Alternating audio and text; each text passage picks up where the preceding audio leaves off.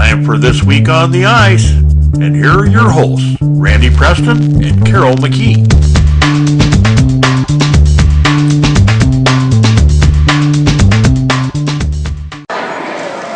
Good afternoon and welcome to Hockey 605's This Week on the Ice. I'm Randy Preston here with my friend Carol McKee. Hi, Randy. It's great to be back again. It's great to be back. It's been another busy week, hasn't it? It has. And again, we have spent a good portion of our day here at the Iceplex. We have. And I love doing it. I had a great time interviewing Kevin Hartzell Thursday night over there at Sioux Falls Ford. It was the interview was just part of my conversation with Kevin because we kind of go back a little ways. And you guys were having way too much fun during that interview. We were. I think I may have thrown him off by mentioning Huset Speedway right off the bat, but I don't know how many times we bumped into each other out at the racetrack on Sunday night. He's also a race fan lover, huh? Yeah, it was a good time. And, you know, we had the typical weekend of hockey here in South Dakota in Sioux Falls with 2 games at the Denny Sanford Premier Center on Friday and Saturday, and the new Icebreaker PeeWee Tournament out here at the Iceplex all weekend long. We've been here since Friday. Well, we did go home on overnight. Okay. Both Friday and Saturday. Well, that's good to know. Because they haven't got our beds ready for us yet. Well, I'm kind of afraid, frankly. They might put me in a padded room after it's all said and done. Oh, speaking of padded rooms. You know, it's been a great time being here. And the tournament has been wonderful. The kids are having a great time. You know, I did 45 interviews, not counting today's interviews, between Friday and Saturday, mostly with players, some with coaches. I think we've got a chance to talk with players from all but one team, and the coach just didn't want the kids talking to us yet because he's new to Hockey 605, afraid of what the kids might say, I guess. I understand. And, you know, we usually are able to get them to just talk a little bit about their love of the sport. Yeah, perfect. And you know, to make everything else kind of maybe even wrapped up in a nice tidy bow this weekend, this was Hockey Weekend in Minnesota. It was. Or Hockey Day Minnesota on Saturday with those outdoor games at Holman Field there at the airport, or the air base, I should say. We were all watching the games here.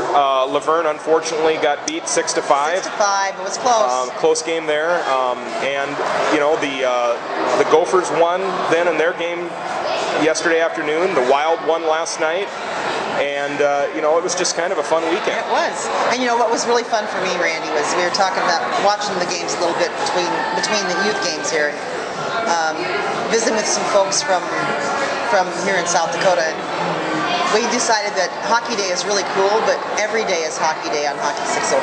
That's right. And the best part of it was when one of the dads said, "Well, that's really cool that they're televising their game there, but our kids would rather be on Hockey 605. Yes. You gotta love it. Don't tell those folks over there that we're broadcasting. I won't. Now, I do have a quick shout out to do to a personal friend. Oh, good. Yesterday afternoon, I believe, a 3:30 game out at Holman Field up there in St. Paul. Okay. The Cretin-Durham Hall girls took on the Duluth girls in a contest there at the park. I know that Cretin-Durham Hall won the game. And the only reason I know that, it's not even posted on the website yet, the Minnesota Girls Hockey Hub, but I have a family friend that actually was our neighbor here in Sioux Falls back in the 90s.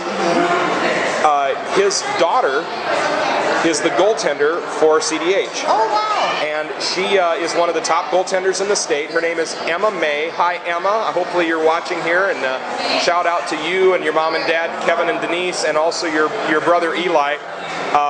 They're a big hockey family up there in Minnesota. Eli played quite a bit of hockey for Egan, and then went on and played for Tri-City in the USHL, and played for the Austin Bruins in the NA. And he's now playing some D3 college, I believe Augsburg. I'm not 100% sure. Sorry, Eli, if I got that wrong.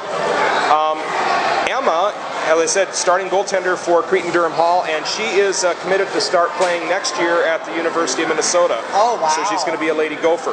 Awesome. You know, it would be really cool if they came to visit you and we could get her to come on the show. If they make it down to Sioux Falls, I will make sure we get it recorded and get it on the show. That would be great.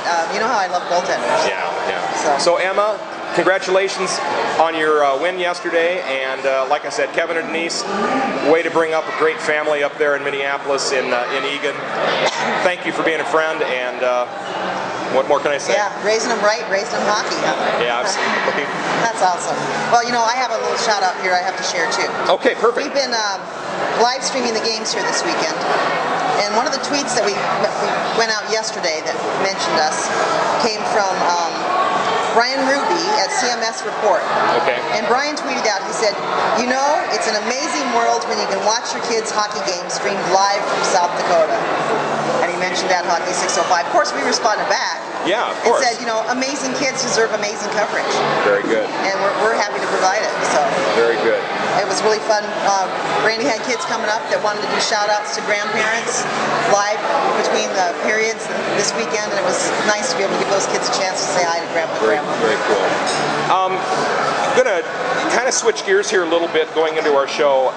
This may be a little bit of a strange show for some of our people, but kind of have a serious subject that we need to talk about today. You know, we do, for the good of the game. Yeah, for the good of the game. I was working the PeeWee tournament here on PA. You and Randy were live streaming games from here in the feature rink all weekend. And one of the things that we noticed was really a lack of sportsmanship in a lot of games. Yeah, and you know, Randy, it's not just this tournament. I've been to a lot of games and tournaments everywhere where we see some of that. And I used to think that plexiglass that's there was to protect the fans from getting hit by the puck on the ice. But now I'm starting to think it's to protect the kids from hearing what some of the parents are saying. Yeah, I tend to agree with you. It's really kind of a sad state of affairs, to be honest with you, when these kids are out there pouring their hearts out, and for whatever reason, whatever that reason may be, the parents are shouting or yelling, the coaches are shouting and yelling. They're obviously convinced that they know the game better than anybody else does in the building because they see penalties that nobody else sees. But bottom line is this, is that lack of sportsmanship in the long run is going to be really bad for the sport. Yeah, it's damaging to the game, and it's damaging to the kids' love of the game.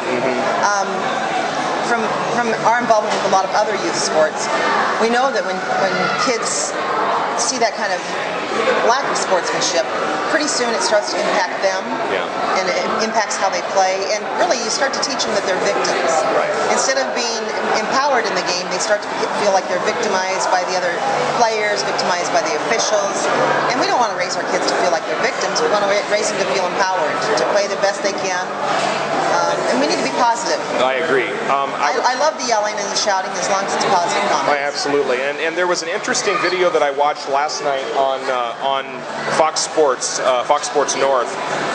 Wes Walls, who's one of the announcers, was talking about his experience with hockey and how coming up through hockey and being with the hockey family and the hockey tradition and losing games and fighting all of that adversity, how it's made him a better person over the years. And that's all true, but that's also if that happens in a positive environment. Right. Because I think if it happens in a negative environment, in a something where people are just being angry all the time, that's not going to happen. Well, and our kids are going to have adversity in life. They're going to have situations where they don't win. You know, maybe they don't win their argument for a future job idea or something in their workforce. And we need to teach them how to deal with that without all the anger. And that's really not happening the way we'd like to see it to be happening. And hockey is a very passionate sport. Yes, it is. I truly understand that and appreciate the passion, but we have to direct it in a positive way. Certainly do. And to take that maybe one step a little further, once again, PeeWee tournament we had here this weekend, we had a lot of young officials working the game. Yes. This is their chance to get some experience and to grow the sport or grow in the officiating numbers in this sport, because frankly 10 years from now, if we don't grow some new officials up, we're not going to have officials for hockey. Yeah. And so if they're out on the ice, and you know, they're going to make some mistakes, they're going to be maybe a little more timid. I remember a quote from Doug that Doug Sorensen, that he'd spoken at, maybe it was one of your interviews, maybe it was me talking to him. But you know, he'd talked about young officials, and he'd said, you know, a lot of these young officials, they know the rules, they know the game, but when they get out there on the ice, their biggest concern is getting through this game without getting yelled at again. Yeah, and they're just like players. Players know the game, and they want to be able to perform their best, but they're not going to be perfect in everything that they do on the ice. And I think think we've got to give those kids a chance. You know, in hockey or any sport, you have to have the facility for them to play. And we have more and more facilities across the state, thankfully. Yes. You have to have the kids out there, and you have to have the officials. Really, the game can probably be played without the coaches and without the fans. Yes, absolutely. So I don't want to beleaguer the point anymore, but I do want to let people know that there is a complete section in the USA Hockey Rulebook on code of conduct. Okay. There's an administrator's code of conduct that talks about how the people that are doing kind of the back of house stuff, how they should act. There's a coach's code of conduct. The first line in the coach's code of conduct I just love. Winning is a consideration, but not the only one. Amen. Okay? Nor is it the most important one. Again. So care more about the child than winning the game. Remember, players are involved in hockey for fun and enjoyment. I love it. There is an on-ice officials code of conduct. So referees and linesmen, there's a code of conduct. And they're basically they're saying act professionally. You know, strive to provide a safe environment. Make sure you know the rules. And most of these guys, you know, they know the rules and they understand them. So be fair. And the one that I just absolutely love in terms of referees, because this ultimately will solve a lot of problems, is adopt a zero-tolerance attitude toward verbal or physical abuse. Oh, I'm with you on that. So if the referees see something that's causing them problems, they need to do something about it in terms of either ejecting a player or a coach or giving them a penalty, but they just need to deal with it. And as soon as they start dealing with it, it will go away. Yeah, if there are repercussions for those actions. Now, do they have any authority for fans? They do. Okay. They do have authority for fans. And I know that there is a rule that states that fans who abuse the zero tolerance policy can be ejected from the arena. It is the referee's responsibility to call the ejection. It is the person who is ejected, it is their responsibility to leave. Okay. If they don't, or if they fight it, the penalty, or the team that they are there to watch can be assessed penalties on the ice. Wow. So there's a lot of that stuff. Read the zero tolerance policy. Yeah, it's there. It's there for a reason. Once again, there's a parent's code of conduct, and basically saying the same thing. Their kids are there to enjoy the game.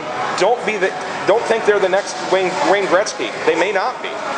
And is that single game worth the animosity that and the increased heart rate and higher blood pressure you're creating for yourself?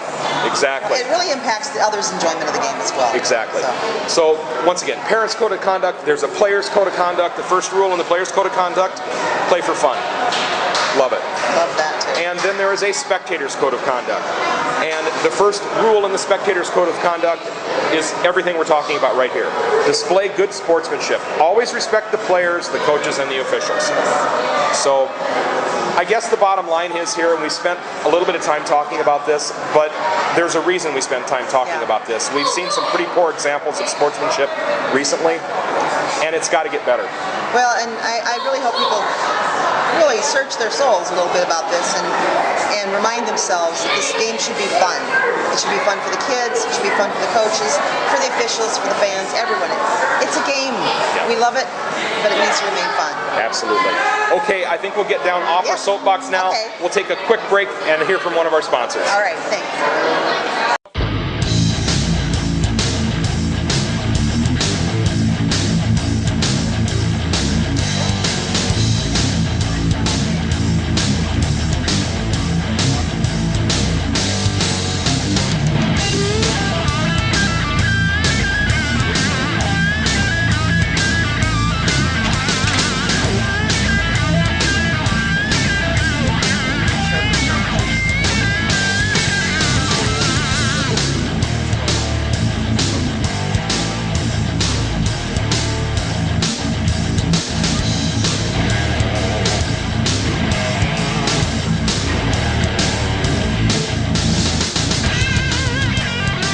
Hockey Headquarters, assisting all your goals.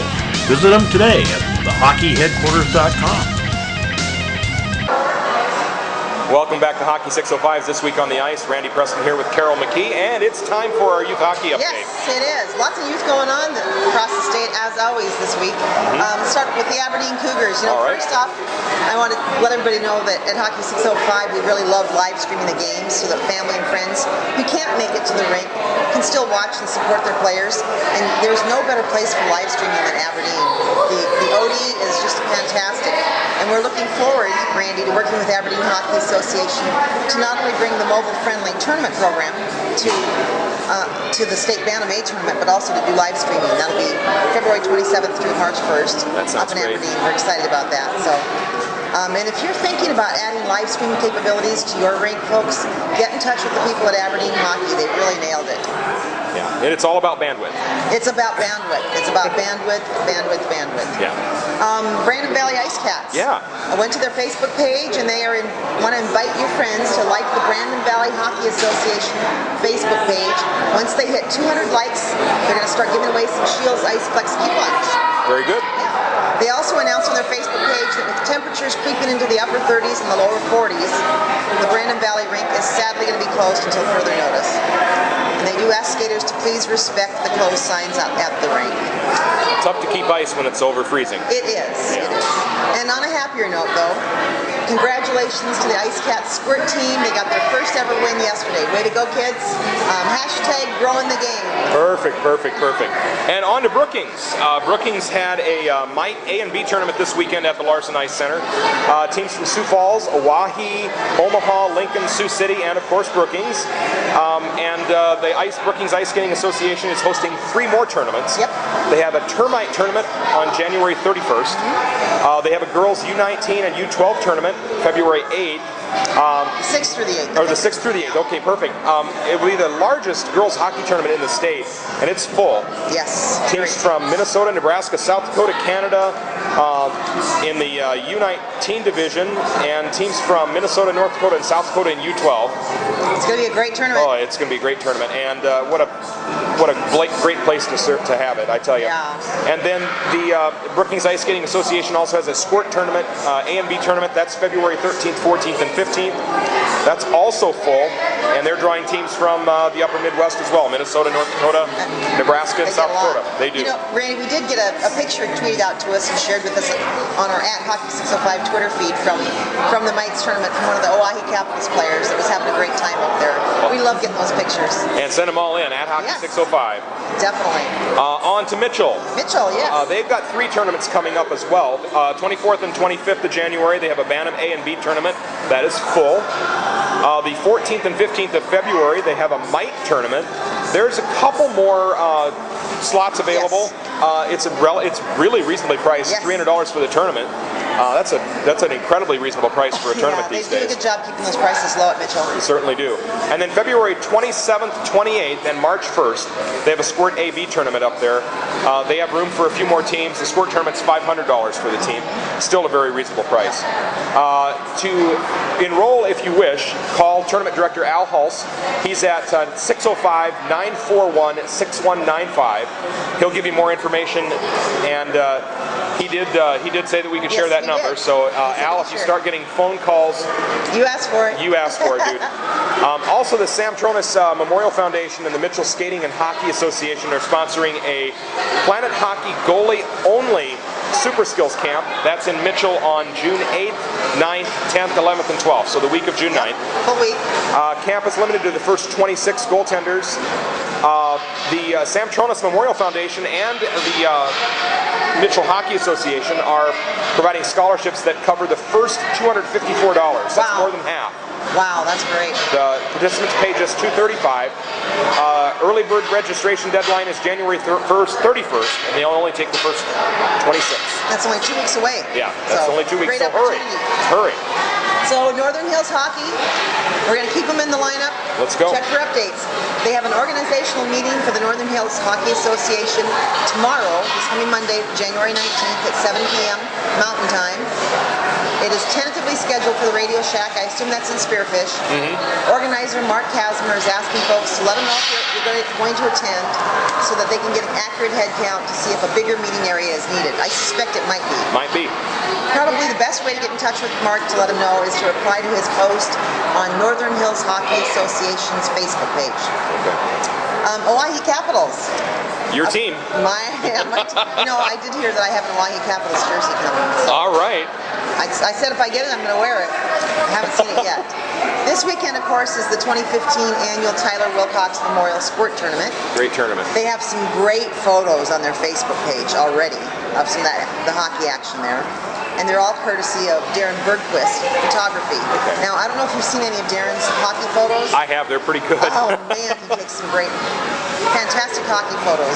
And you know, if I were a tournament organizer, I'd be getting in touch with him and asking him to come to my tournament and take pictures. Okay. You could probably sell some of them there, but it would just be a nice addition to any tournament. Yeah, very much so. He does such a nice job.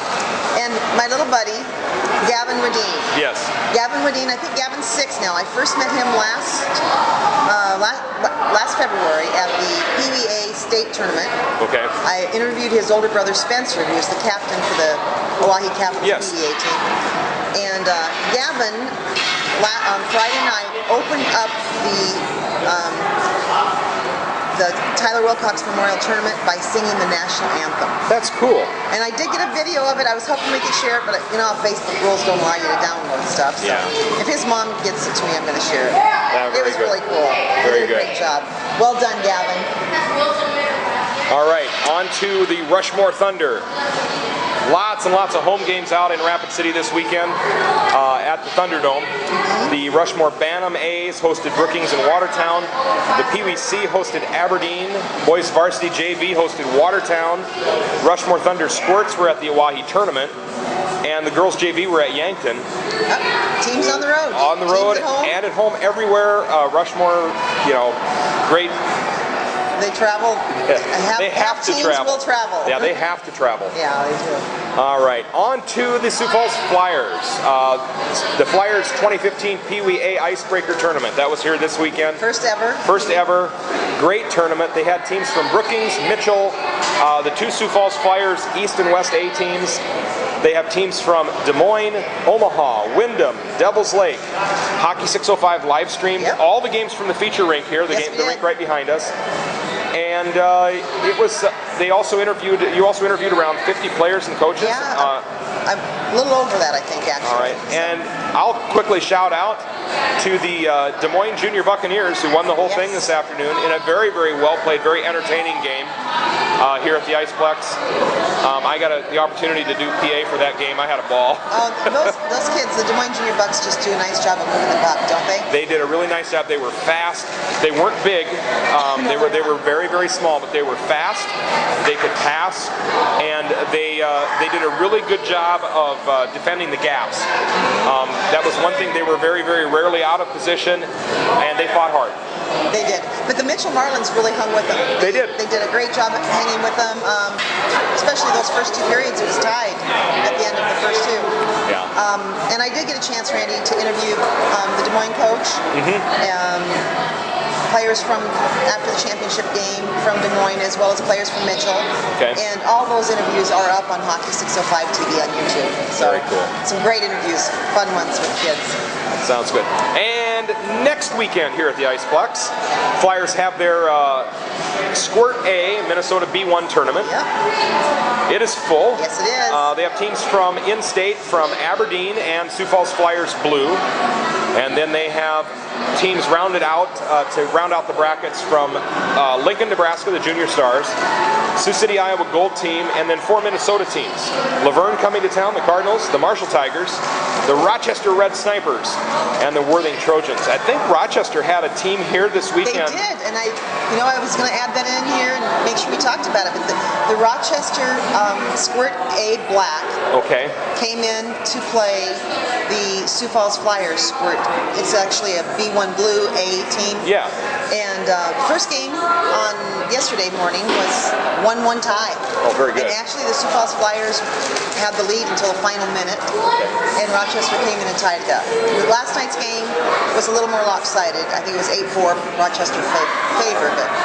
Yeah, it was a little interesting. I'm sitting here doing the PeeWee tournament, and all of a sudden a bus from Rochester pulls up. And it brought all that wind with it yesterday. It did, yeah, it did. But whatever. But it was really fun watching those teams play. I don't know how the last game came out today, but I don't either, but it's nice to do these friendship games, particularly at the sport level.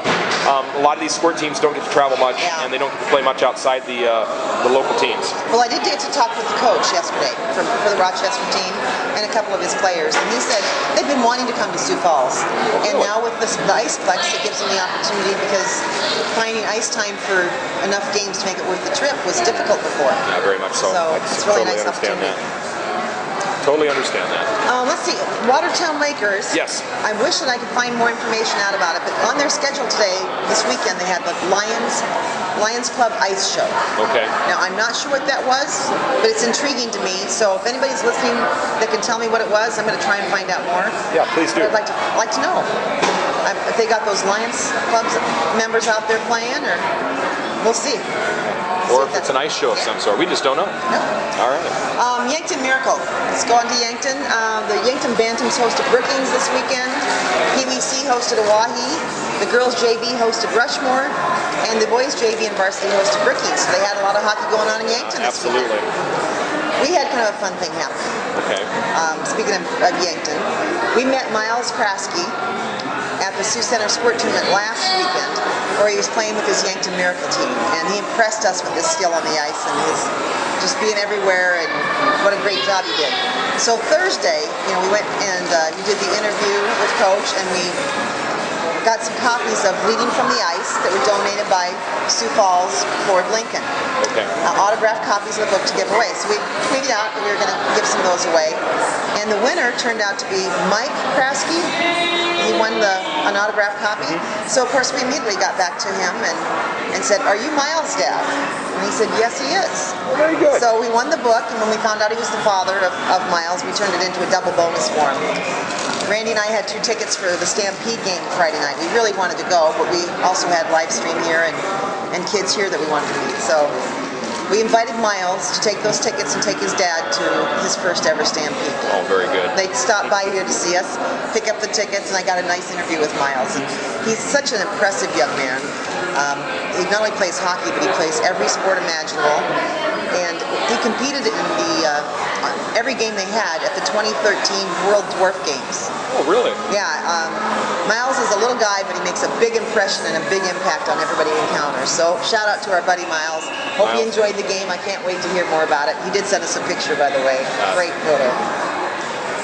So that's what we have going on. Obviously, I forgot to mention that Yankton Miracle also has their Squirt A and B tournament January 31st and February 1st. Hopefully we might be able to get down to that, and then we can get that report from Miles. That sounds great. State tournaments coming up. They're going to be here before we know it, and lots of them happening.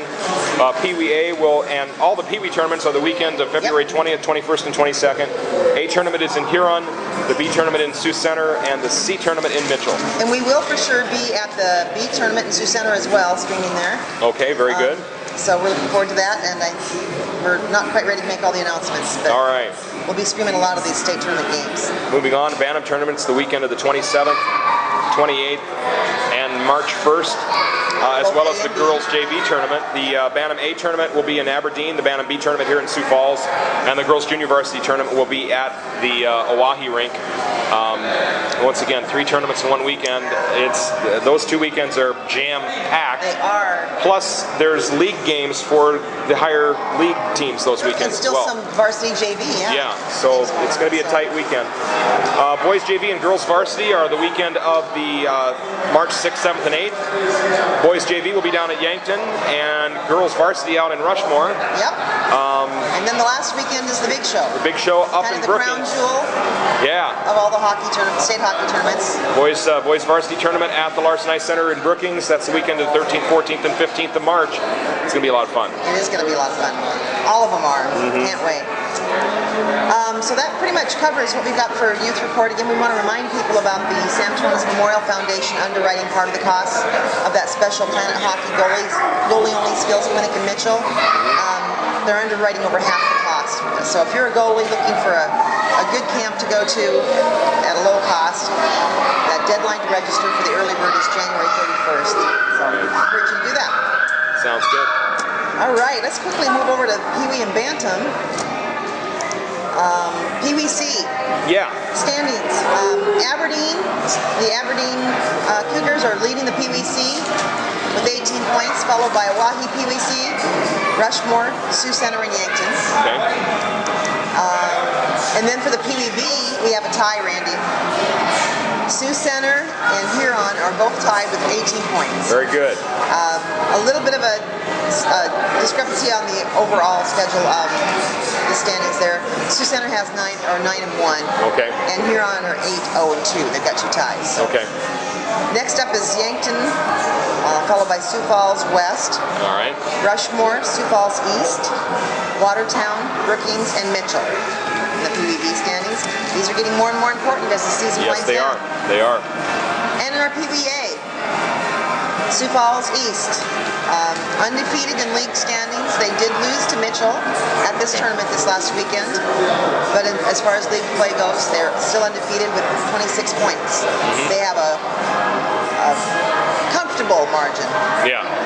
Next up is Rushmore, followed by Sioux Falls PBA West, Brookings, Mitchell, Oahe, and then Aberdeen. Okay. So that's our PeeWees. Going over to our Bantams, a Bantam B. Brookings and Yankton are very close. Brookings has a 1-point edge with 18 over Yankton's 17 points. Okay. Sioux Falls then is in third, followed by Oahe Capitals, Sioux Center Tornadoes, and then the Rushmore. That's our Bantam B. Bantam A. Yeah. What's going on? Bantam A. Rushmore is really pulling ahead there. Okay. Their BA1 team is 27 points. Yeah. They are 13-0 with 1 overtime loss. Okay. And Brookings, in that overtime loss, of course, came at the hands of Brookings. Right. I think it was opening weekend. So, Okay. Brookings is sitting in second with 21. Then Oahe and Mitchell are tied for third, followed by Sioux Falls Bantam A West, Huron, Sioux Falls Bantam A East, Watertown, Rushmore, and Aberdeen. Okay. So Very that's good. our PeeWees and our Bantams. Once again, lots and lots of action going on around the states. Unfortunately, never have enough time to cover all of it. No, we don't. But at least we can talk about the standings in these various leagues. Well, Carol, why don't we take just a real quick break for one of our sponsors, and we'll be right back with our Varsity Report. Sounds like a plan. This is a story about evolution, specifically about the evolution of hockey. Everything has changed in hockey. Just look at the progression in the art of building a skate. And the safety of the goalies? Unbelievable evolution there. How about sticks? From the very crude to space-age composites.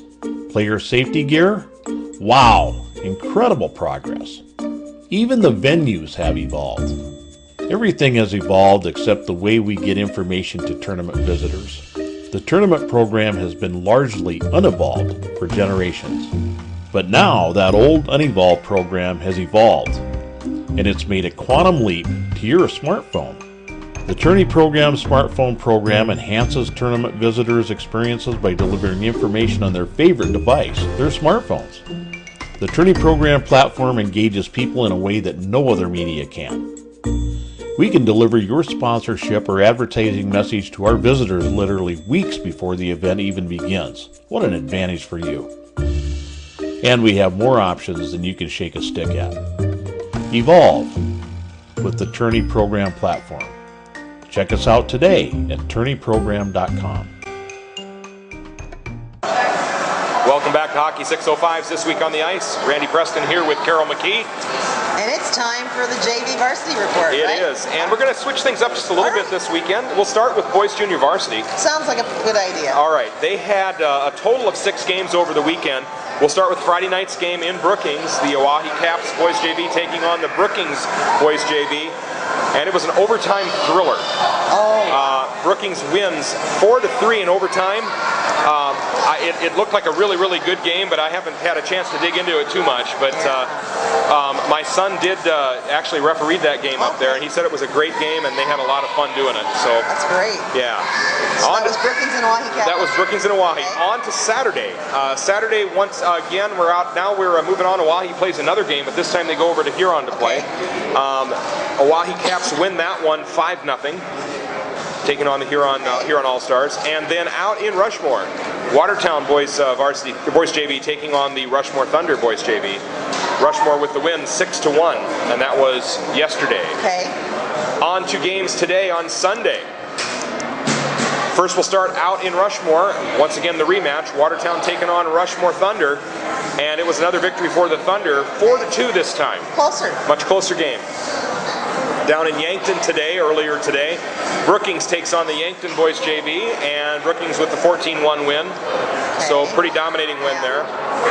And up in Aberdeen today at the Odie, Aberdeen Cougars boys junior varsity taking on the Huron All-Stars, and 2-0 win for Aberdeen. A close game. Very close game, very close game.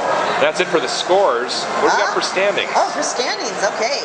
Well, those Brookings boys JV are still at the top of the pack with 15 points. Rushmore, Aberdeen, and Oahe are all tied with 10 points, Randy. Wow. Records are a little bit different. Rushmore and Aberdeen are both 5-1 with only 6 games. Oahe has 10 games. Okay. And they are 4-4 and 2 overtime losses. So this will even itself out as these teams, these other teams, kind of play some more games. Yeah. They're a little ahead of the curve on the number of games. Sioux Center is coming in then at maybe third, but with 3 of them tied for second. Okay. Then we have Huron, Sioux Falls, Yankton, and Watertown. All right. So those are the standings. You want to talk a little bit about stats? Yeah, let's do a little. Let's go with the top 3 goaltenders in the state. How about top that? Top 3 goaltenders in the state. Nick Dalhow has now pulled ahead of teammate Gus Kronberg. Okay. Nick has .981, Gus has .951. 98% save percentage. That's incredible. Isn't that amazing? And right, not too far behind him with .938 is Dylan Peterson with the Huron All-Stars. So we've got some great goaltending. Yeah, how many have above 900? I'm just out of curiosity. 1, 2, 3, 4, 5, 6. 6 going. So the top 6 goaltenders in the state are all stop above 9 of 10 shots that are taken. Isn't that amazing? It's incredible. Absolutely incredible. And then we have a couple goalies that are .892. So perfect. Skater stats. Yep. Johnny Hockett from Brookings he's got a pretty clear lead right now with 27 points. Okay. Kirby Selleck from Brookings, and then Akron Prodol from Brookings.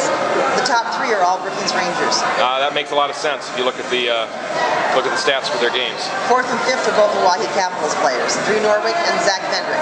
Okay. So we got some guys contending up there, but if you look at the stats, Brookings leads and Oahe is tied for second, as we mentioned. But well, I think if you look as well, you take a look at the goals for and goals against, and Brookings has 59 goals for. Yeah. The next second place team has 26 goals. There's 26, 18, and 34. Yeah. So that's a huge gaps of goals for those teams. Some goal scoring happening there. There absolutely is. Well, let's move on to girls junior varsity. Right. We're going to kind of, like I said, skip around a little bit today. Right. Girls JV played 7 games this weekend. There were 4 games on Saturday, 3 games earlier today on Sunday. The 4 games on Saturday, first of all, in Aberdeen, Sioux Falls Flyers taking on the Aberdeen Lady Cougars. 7-2 win for the Lady Cougars. In Brookings, Oahe Caps taking on the Brookings Lady Rangers. 9-0 win for the Lady Rangers. Once again, this is girls JV. What confuses me about that is that says it's overtime on the. Yeah, they probably was maybe a mistake. Yeah, I've done that myself before. So I've never seen a 9-0. If you hit next period at the end of the game, it'll put an overtime period in there. If you play it or not. So I've seen that. Yeah. All right. I've got a stat I'll talk about in juniors that was a little fun today too. Down in Yankton yesterday, Rushmore Lady Thunder, Yankton Gazelles, Lady Bucks. We just don't have any idea. I keep forgetting to ask them when I talk to them. Rushmore Lady Thunders win that one 6-1. And then in Mitchell yesterday, Watertown Lady Lakers taking on the Mitchell Lady Marlins. 4-1 win for Mitchell. So that was the Saturday scores. The Sunday scores, we have them here in just a second. Here we go. All right, in Yankton today, rematch of the Lady Thunder, Rushmore Lady Thunder taking on the Yankton Gazelles, we'll call it, for lack of a better term. 5-1 win for Rushmore. In Watertown today, Oahe Lady Caps taking on the Watertown Lady Lakers. 7-0 win for Watertown. Okay. And then in Mitchell today, Sioux Center Girls Junior Varsity taking on the Mitchell's Girls Junior Varsity. 9-0 win for Mitchell. That Lady Marlins JV team is so fun to watch. They are. And their scores probably are telling people that. Yeah. Because they're pretty much a little goal scoring machine. In fact, not surprisingly, they lead the girls JV standings with 20 points. 63 goals for. Wow. Aberdeen are also doing well, and they're tied with Rushmore. Aberdeen and Rushmore both are at 16 points. Aberdeen has 52 goals for, and Rushmore has 46. Okay. So, following on their heels are Sioux Falls, then Yankton, Brookings Lady Rangers, JV, Watertown, Oahe, and Sioux Center. Okay. So those are the standings for the girls JV. Want those top 3 goalies? Yeah, let's go. Wow, they're tight. Actually, the top 4 are all above 900. All right. So let's go ahead and give them all. All right. Shelby Snow from Aberdeen still leads with .972, followed by Caitlin Bithoven from Mitchell. Eitoven, thank you. I knew I was going to mix it up again. One of these days, Caitlin, I'll get it right several times in a row. Mitchell Lady Marlins, Caitlin Eitoven with a .926. Wow. Caitlin Wolf from Rushmore Thunder, .923. And Marina Gerstner from the Brookings Rangers, it's .905. It's incredible. And then just right below that, right at 894 save percentage, we've got Mercedes Heistrom, it looks like, from Rushmore Thunder. Wow. Some great goalies. Yeah, we do have some great goaltending here. Them going over to the skater stats for JV. Maddie Herman from Rushmore is still leading with 24. Kensington Eckhoff and Caitlin Holland, both from Aberdeen Lady Cougars, are right behind her with 21. On their heels is Ashley Jones from the Mitchell Marlins with 20. And then we have several girls tied with 14 points. Carly Cruz from Brookings, Ashley Zimmer from Mitchell, Faith Halverson from Mitchell, Grace Halverson from Mitchell, and Sarah Kelly from Rushmore. So, that girls JV is going to be an interesting state tournament. It is going to be a great state tournament, and that's going to be in Pierre. And it's going to be in Pierre. Same weekend as the Bantam tournament. Yes, both of them. Yeah. I do not like that. I don't either, but I do not like that, Sam. I really can't imagine what it would be like to try to spread that many state tournaments. We're doing them, what, 4 weekends, 5 weekends, something like that? 4. Can you imagine having tournaments take 6 or 8 weekends to get done? That just doesn't make any sense. Yeah, it's just you have to make some choices. Right. On to boys varsity. We'll save the girls for last today. Boys varsity, they had 6 games over the weekend, starting in Friday night in Brookings. The Oahe Caps taking on the Brookings Rangers. Would love to have been at that one. Oh, wow. In overtime, 5-4 win.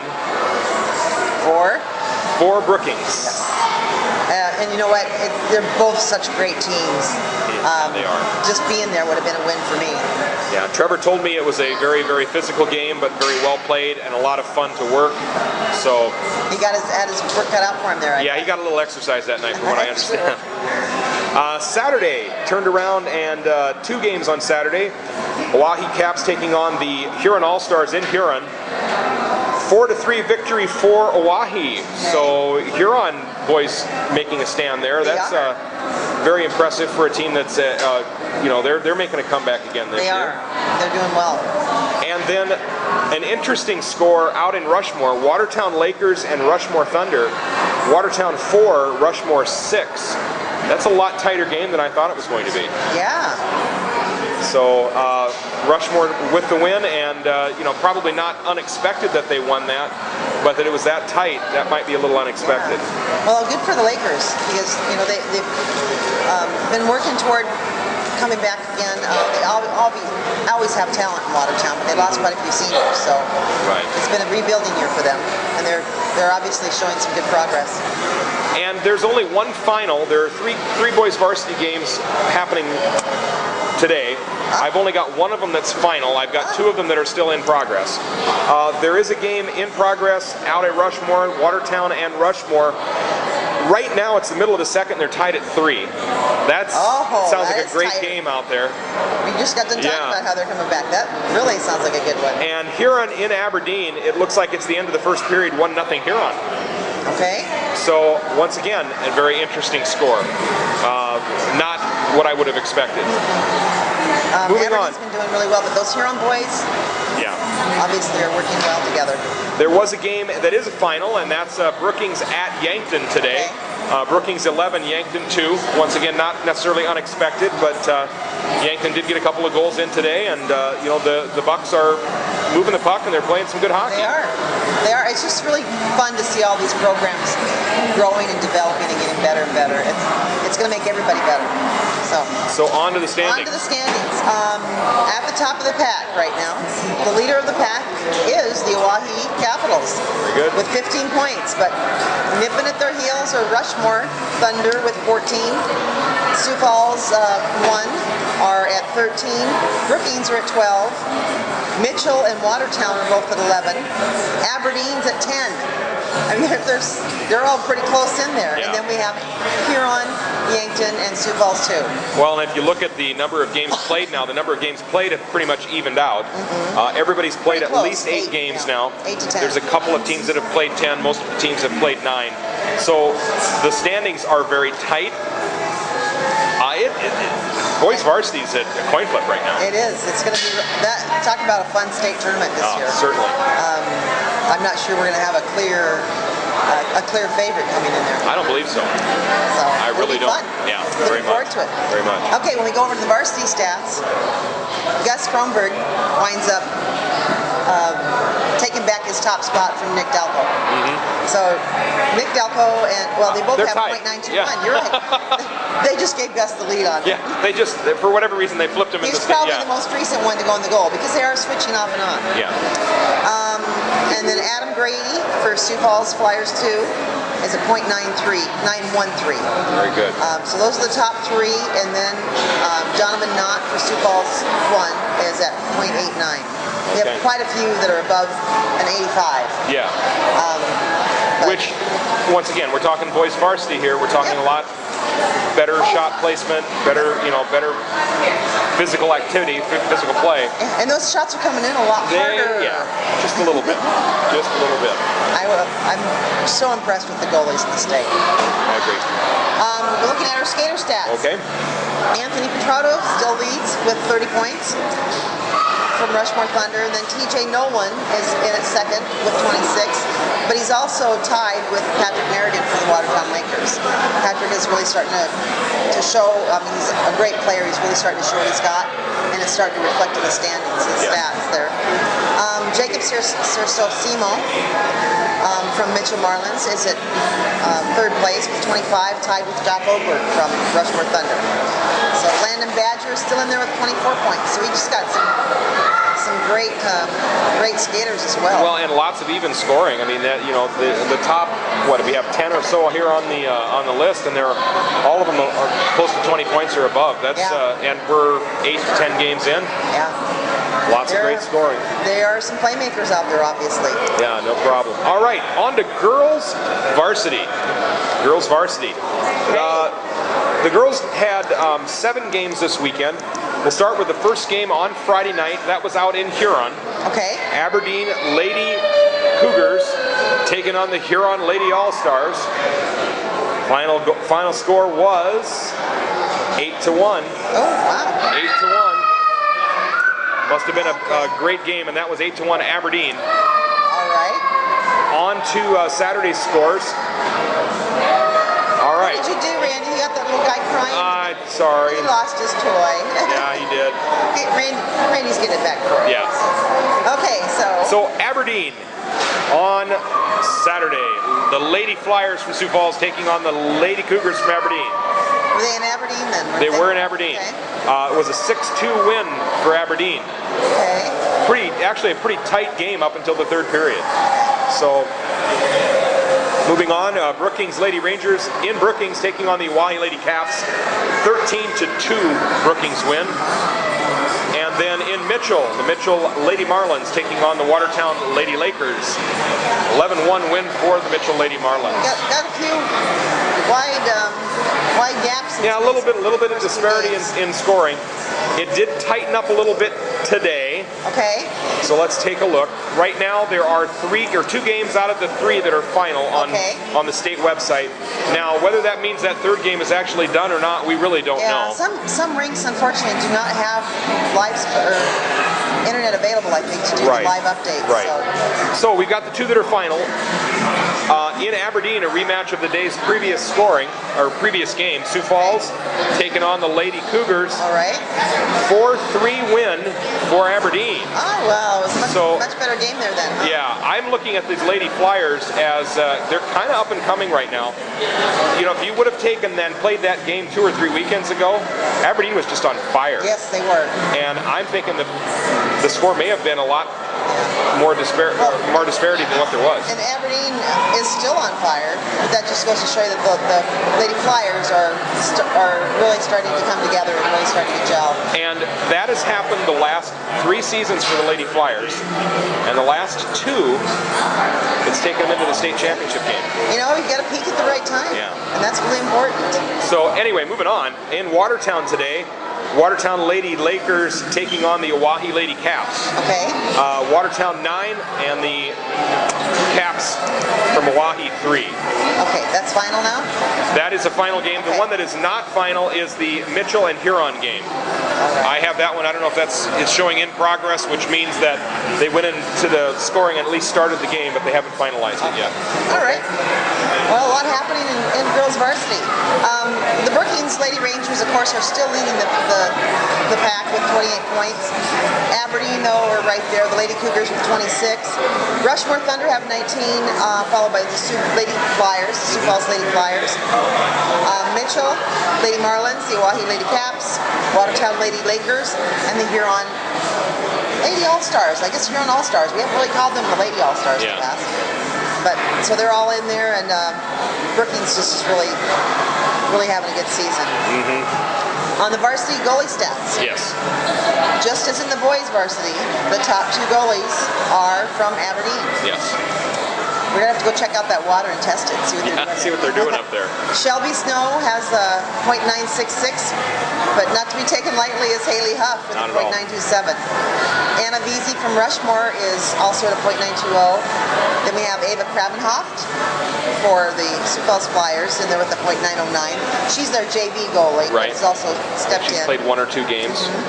And Brittany Corcoran for the Lady Flyers. Our Britzy has got .902 as well. So we have 5 of the female goalies at the varsity level in the 900 and above. So that's great. That's awesome. Absolutely great. Going down to the varsity skater stats for the girls. I wonder who's in first place. I wonder who's in first place. Let me see. Could it be Bethany Rennick? I think it is. Yeah, Bethany for Brookings Lady Rangers has 46 points. You know, I got to visit with them last week. Yeah. We called them the Lady Studettes of hockey because they're just, some of those girls over there are just so phenomenal. Love them all. Haley Gold from Aberdeen, Haley Holland from Aberdeen are sitting in 2nd and 3rd with 41 and 39 points respectively. Maddie Schultz for the Rushmore Lady Thunder has 38. And then we have 2 more Aberdeen players. Rhiannon Abel with 37 and Madison Ogdahl with 35. Madison is tied with Abby Penhouse Coyle from Rushmore Thunder, who also has 35 points. So there's some nice points stacking up in there. Right, and we're 2/3 of the way through January, and it's coming up. State tournaments are on their way. It's going to be a wild, wild rest of the hockey season. It is. I'm just so excited for these JV and varsity tournaments. I hardly stand it, but you know what? I love the sports as well as them too. So we're in for a treat. All right. Well, that's it for the Varsity Report. Let's take a quick break, and we'll be back with Junior Pro Report coming right up. All right.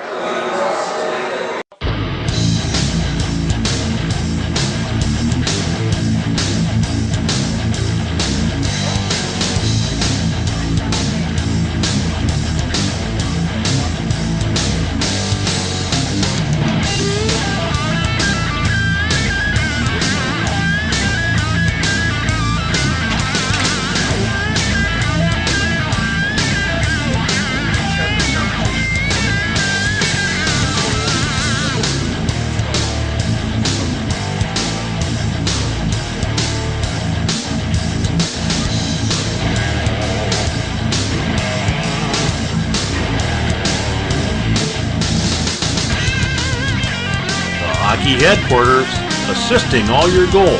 Visit them today at thehockeyheadquarters.com. Welcome back to Hockey 605s this week on the ice. Randy Preston here with Carol McKee, and we have a guest. Yes, we do. Yes, this is Hunter Meyers, correct? Yes. Hunter was helping Randy live stream some of the games this weekend. What did you think of that, Hunter? It was fun. He's working pretty hard up there, isn't he? Yeah. And you get to watch lots of hockey. Do you play hockey too? No, but my brother does. So you get to watch a lot of games? Well, we really appreciate your helping. Yeah. And you want to stay and help us with this next part of the report? Sure. Because Mr. Hockey's going to talk about junior hockey and professional hockey. Nice. Maybe you have a few ideas. Yeah, that sounds good. Sure. Hey, Hunter, what's your favorite part about hockey? Probably that you always get a skate. Okay. That sounds good. Yeah. That sounds good. You like the goal scoring then? Yeah. All right, very cool. Well, let's talk junior hockey, shall we? Yeah. All right. We always start the junior hockey report with the North American Hockey League teams. Come on over here. Come on over. Yeah, sit down or join me. yeah. So we're going to spend a little bit of time talking about the Brookings Blizzard and the Aberdeen Wings. Yeah. All right. So Brookings Blizzard, they had a two-game weekend over the weekend, a home and away series. They played the Bismarck Bobcats. It's kind of a cool team name, right? They did a repeat of last weekend's games. Friday night, we went up to the VFW Sports Center up in Bismarck, and the Blizzard was looking for a little revenge. If I remember right, last weekend they lost both games. Well, here we go. Bismarck got out to an early 2-0 lead, unfortunately. We don't like that. But Oscar Odd got a power play goal, 15:27 of the first, and the Blizzard ended the first period behind 2-1. Okay. All right. They're back in the close though. Yeah. But they're getting closer, right? close. So second period comes out. Joe Nathy, I believe is the last name. He added a power play goal at 4:36, 2-2 tie. So they ended the second period tied at 2, and in the third, Brookings just broke out. They had a goal just 34 seconds in by Nate Caldwell. 4:30 by another Brookings goal by Kevin Chan. They just kept on going. They had a power play goal at 10:28 by Zed Dietrich, and a shorthanded goal by Zach Glinke at 16:22. Cruised on to a 6-2 revenge win against the Bismarck Bobcats up in Bismarck. All right, Blizzard. Yeah. Have you got to see the Blizzard play yet? Yeah, once. Okay. All right. Well, Ryan Kubik got the goal. He got the win in goal, stopping 25 of 27 shots. All right.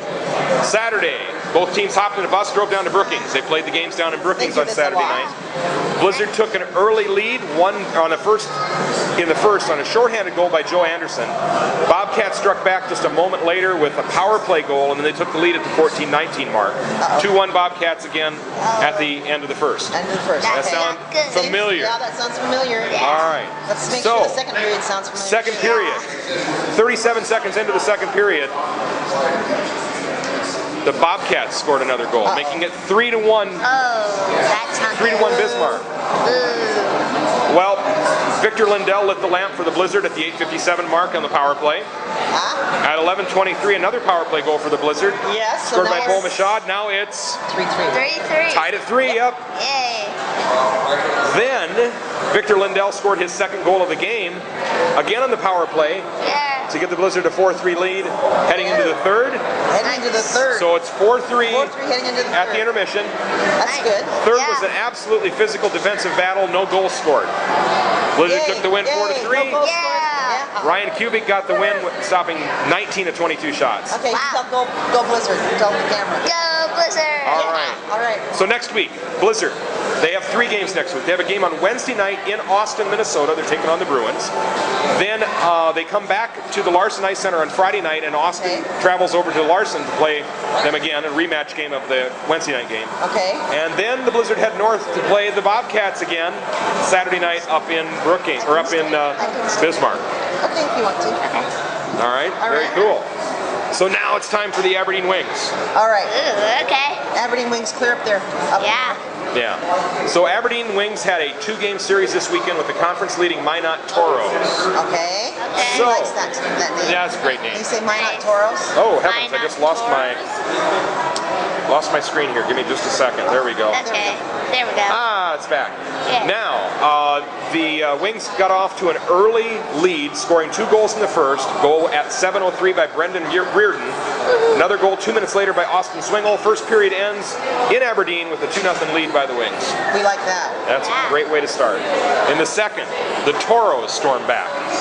2 goals to tie the game at the end of the second. So it's 2-2. Here we go again. Going into the third. Third period, very evenly played defensive tilt, but the Wings would come up short. They gave up Minot goal, 13-19 part. The Wings pulled goaltender Chad Catt with $1.30 left in the game. And That was it. Final 3-2. Chad Catt took the loss. He stopped 31 of 34. Darn. So nothing for Aberdeen. okay. On to Saturday in the rematch. Here we go. Once again, the Wings got off to an early lead. A goal by Bjorn Sigurdarsson, or whatever his name. I have Bjorn. Bjorn, the guy from Sweden or Norway or wherever. 11:44 mark, taking a 1-0 lead. End of the first. Second period, all Minot. All Minot. Scored 3 goals to end the second, 3-1. Minot kept on pushing. Couldn't get another one past the goaltender, but the Wings also couldn't get another one past the Minot goaltender. Final 3-1 Toros. Chad Catt took the loss again, stopping 32 of 35 shots. The Toros outshot the Wings 21-35 on the night. Tough weekend for our Wings, wasn't it? Yeah. But go Wings. Yeah, Yeah. go Go Wings. Wings. So next weekend, the Wings hop on the bus and they're going up to Cloquet, Minnesota, up by Duluth. Okay. Cloquet, Minnesota, to take on the Minnesota Wilderness for a 2-game series on Friday and Saturday night. Going up into the wilderness to take on the wilderness. That's right. Or to the standings in the North American Hockey League. To be honest with you, nothing has changed. Really? Not a thing. Minot still leads the Western or the Central Conference. They have 56 points. Austin's in second place with 50 points. Bismarck is in third place with 43 points. Aberdeen is in fourth place with 36 points. But the Brookings, the Blizzard gained 4 points on Aberdeen this week. They're still in fifth, but now they're only 4 points behind with 32. Okay. So something positive at least. We need a lot of good weekends for it. Yeah. Yeah, certainly. Okay. On to the Sioux Falls Stampede. Yay. Are you a big Herd fan? You like Yeah. the Stampede? You like the Stampede? Okay.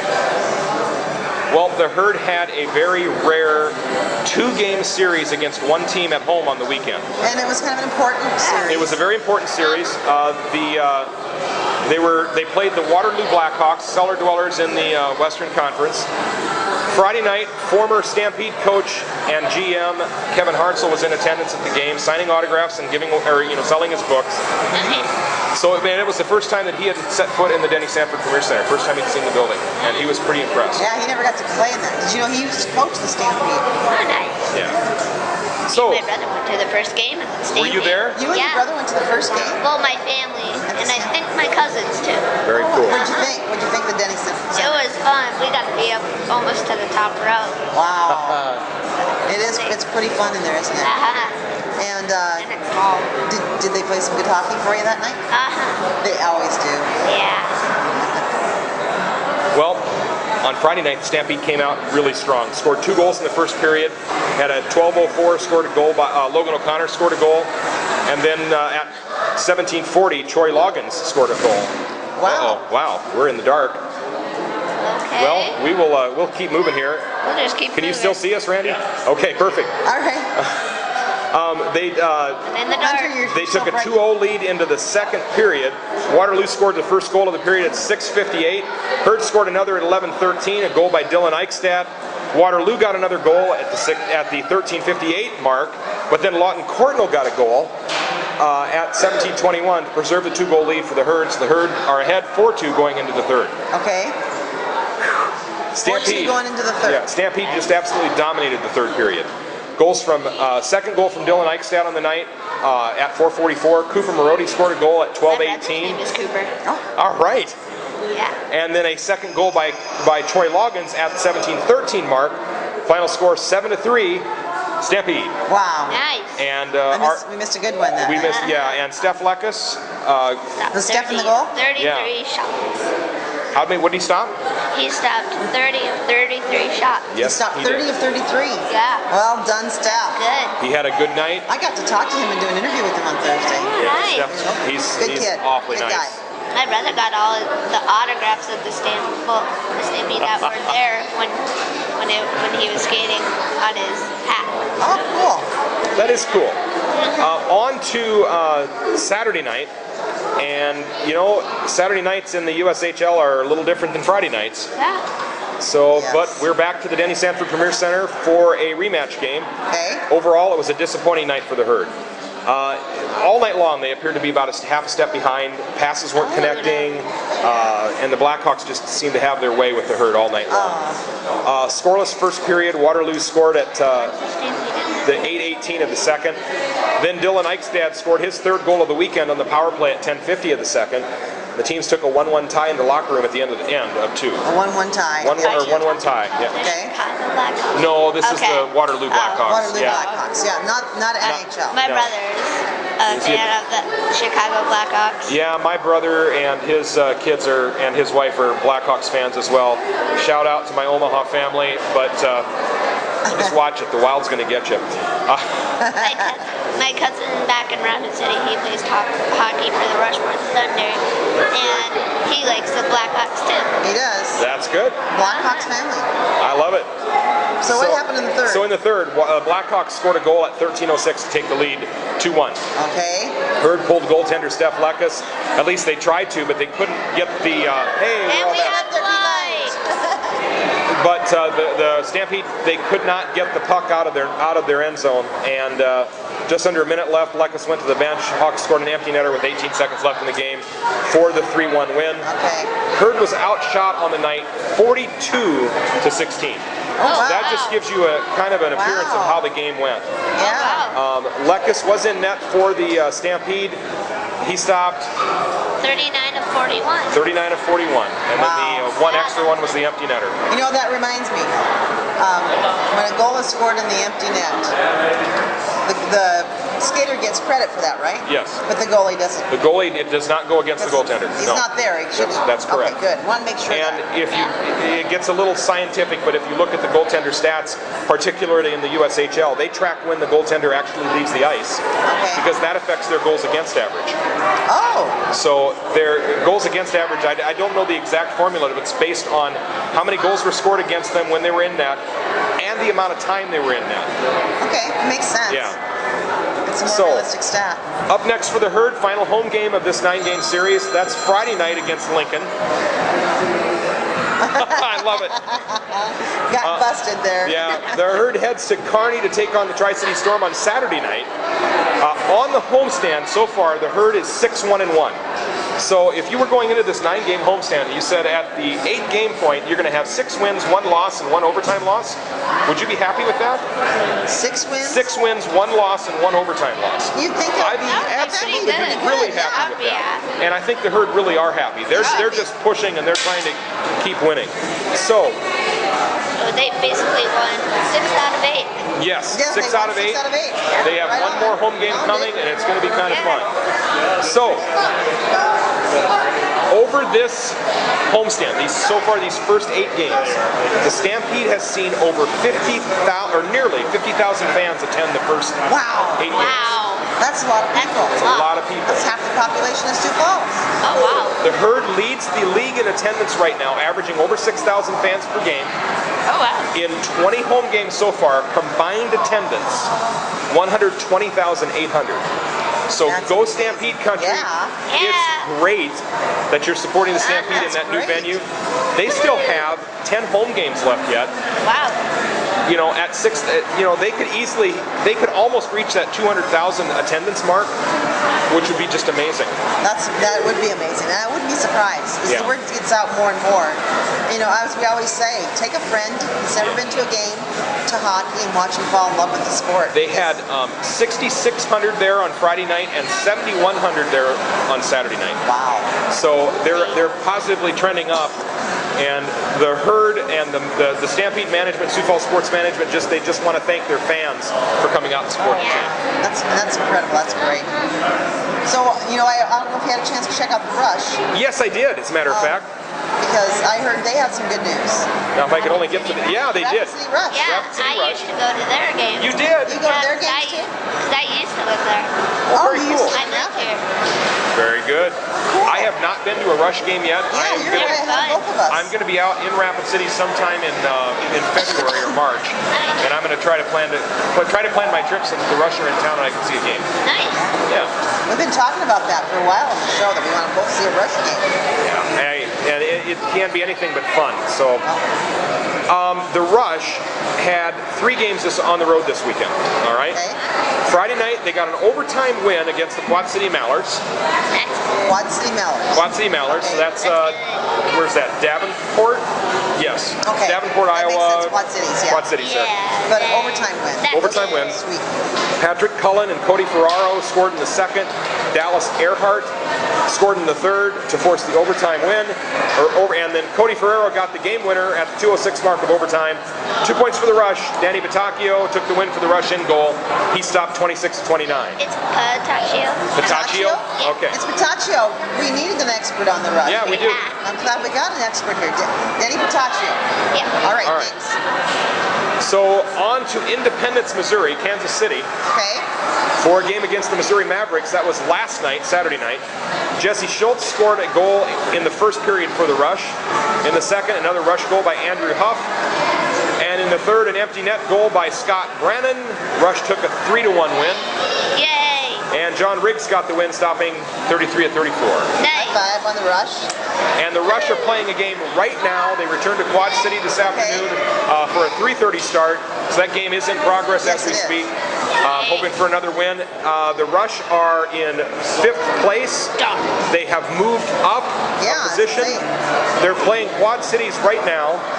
They are 6 points behind Quad City for 4th place. If they won, would they be in 4th? No. Not quite enough Not quite. points. They still need more points yet. And also Quad City's got 2 fewer games than the Rush has as well. So they've got quite a bit of work to get up to 4th. But you know they can do it. The season's getting better for them. Yeah. Well, and that's it for the pro and the junior hockey report. Okay. And So do you still have friends out in Rapid City? Yeah. Do you want to say hi to them? Hey. Anybody in particular? My cousin Jagger, he plays for Rushmore Thunder. My little cousin Kane, he's so much fun.